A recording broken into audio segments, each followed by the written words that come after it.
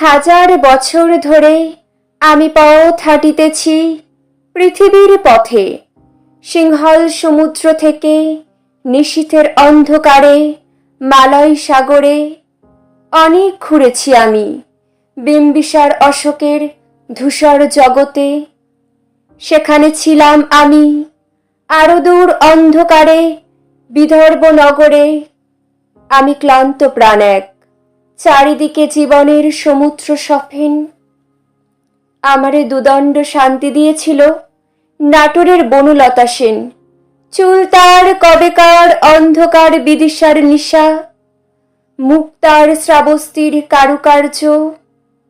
অতিদূর সমুদ্রের পর হাল ভেঙেছে নাবিক, হারায়েছে দিশা। সবুজ ঘাসের দেশ যখন সে চোখে দেখে দারুচিনি দ্বীপের ভিতর, তেমনই দেখেছি তারে অন্ধকারে। বলেছে সে, এতদিন কোথায় ছিলেন? পাখির নীড়ের মতো চোখ তুলে নাটোরের বনলতা সেন।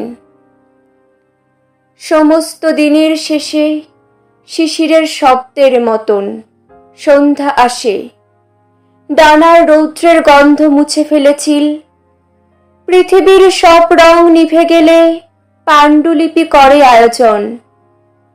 তখন গল্পের তরে জোনাকির রঙে ঝিলমিল। সব পাখি ঘরে আসে, সব নদী ফুরায়ে জীবনের সব লেনদেন। থাকে শুধু অন্ধকার মুখোমুখি বসিবার বনলতা সেন।